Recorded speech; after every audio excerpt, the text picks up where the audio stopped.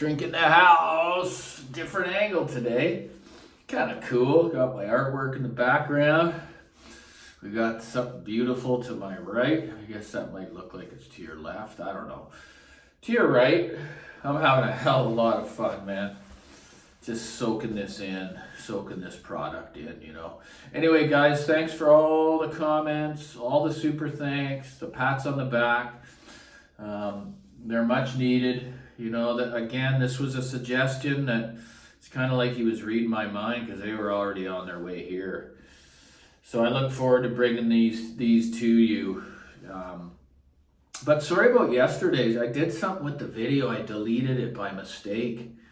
It can happen, and then usually I can recover the video. I wasn't able to do that, and to me, Rega is a big topic. It's got a place in my heart because, you know, like I said, a lot of people have had one of their products, I bet you, go through their room if they're a true audiophile at some point, and still are enjoying them. You know, they're a research and development company, guys, and they've been pushing the envelope. You know, they've been proving that you don't need a high mass turntable to create unbelievable, weighty, fast, superb bass control kind of sound from a turntable.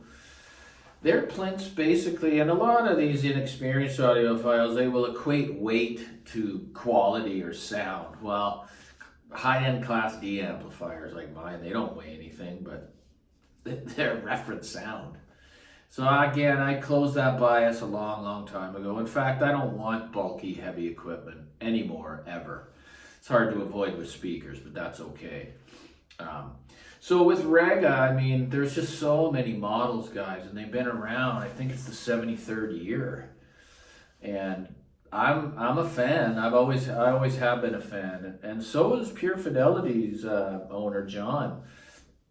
You know, he owned the 10, and he just, after a while, he just set out to build his own and just wanted to exceed the sound and use, you know, the best materials he possibly could, and the man's doing great with the product. No, they're not cheap, but you know, again, it's proven itself now for 7 years without incident, and every time I listen to it, man, I just sink into the music. I'm able to fully engage with it. Any recording, it does not matter. Okay, so with Rega, I've owned multiple models. I know some of you watching right now own them as we speak, and I love their philosophy. I mean, they're proprietary, man. The materials, the research and development. I mean, they make bearings and the tone arm handle lifter, they supply other companies with that. They have the machines, guys, to build stuff that other people can't.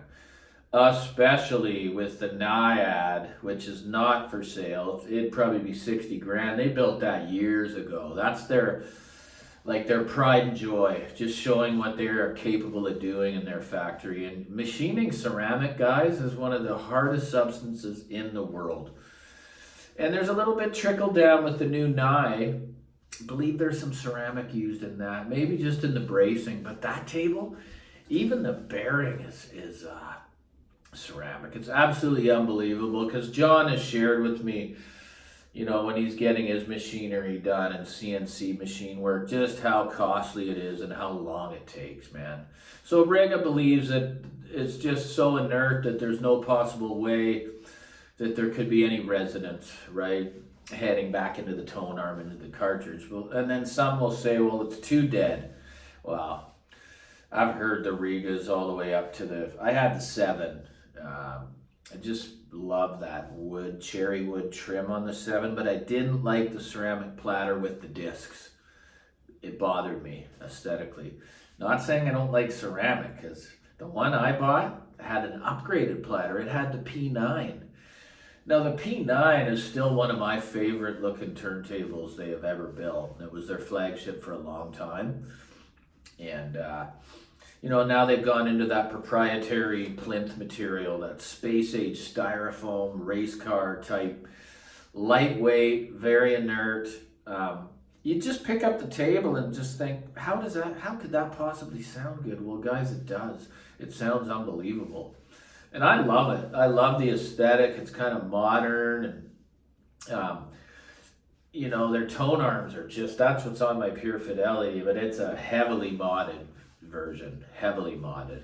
You can't even buy one like this. This was done by someone that can go, it can't be named.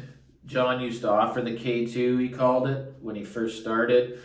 But unfortunately, the cost just became too high. So I'm a proud owner of this arm. They're so reliable.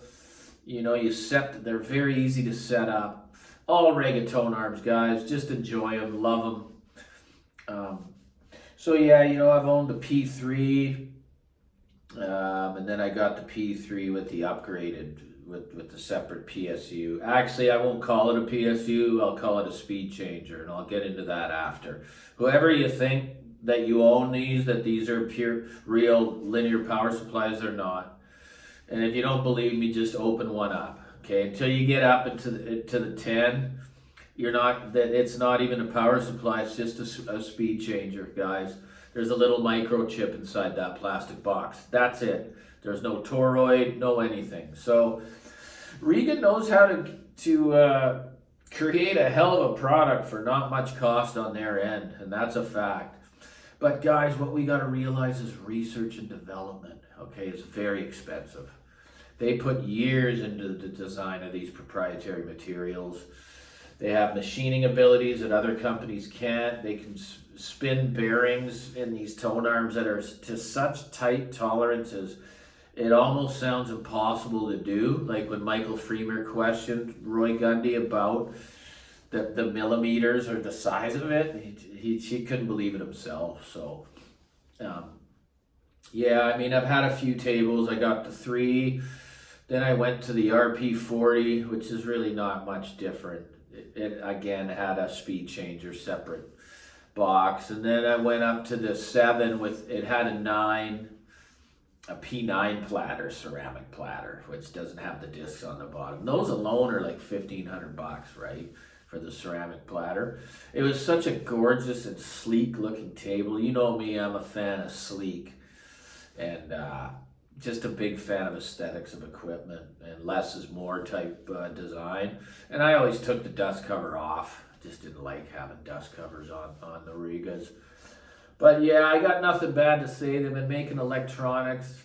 I just consider them more a turntable company. I'm not saying their electronics aren't good. I've owned the little Brio, the one that's now discontinued that everybody likes so much, which has now been replaced with a cheaper amplifier called the IO. But now they're bringing separates to market, guys. I just saw a teaser on YouTube, pre-power. It's probably going to be quite expensive, but I still think that, you're getting a handcrafted product, all built in the UK. The prices aren't through the roof like Name. I'd much rather own a Rega before a Name, because of the cost. Names become unattainable now, especially with the new Classic series. You got to add a zero just to get in it.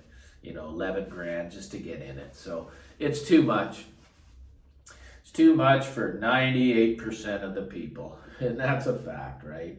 I'm just grateful for what I got. Basically, the Pure Fidelity Horizon is a Rega design on steroids. Okay? It just is. So, yeah, so I went up to that 7, and then it wasn't soon after selling that the Pure Fidelity entered my room, and it has stayed, and we're into our 7th year. We got a relationship, the Horizon and I support John. I got his first table, man. Because he's been a friend, met him through the good old Canuck Audio Mart, and he went on this venture, and I support him 100%. I shared, what I thought of this table with a friend. He bought one. So, word of mouth goes a long way. But, Rega's, they got some serious equipment. That Naiad is the most simplest turntable, smallest turntable you'll ever see. The pictures are on the website. Is again a skeletal design. One plinth that's kind of that shape, all solid carbon fiber, and then everything else is ceramic, guys. The bracing, the entire bearing, the shaft, it's an incredible feat of engineering. And that's what they are, they're research and development.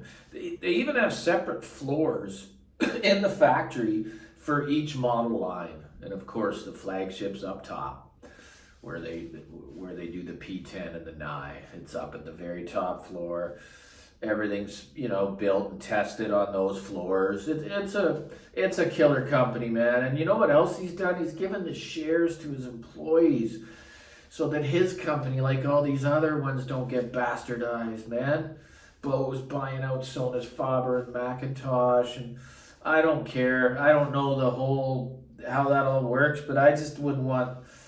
Bose is a good company for what they do, but I don't put them in the realm of hi-fi. I don't put them in that conversation. I just never have. So, yeah, they got the big bucks and stuff, but I don't want my name, a product with the Bose name on it. There's a pride of ownership, and I watched the used market suddenly flood up once that was, disclosed. I'm grateful to own Belcanto, built in the USA, 6-guy outfit, boutique company producing reference world-class equipment, up there with the very best in the world.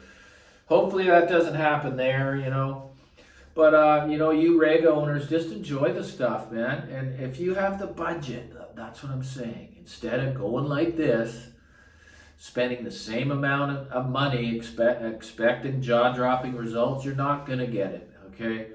Just go up and max out your budget.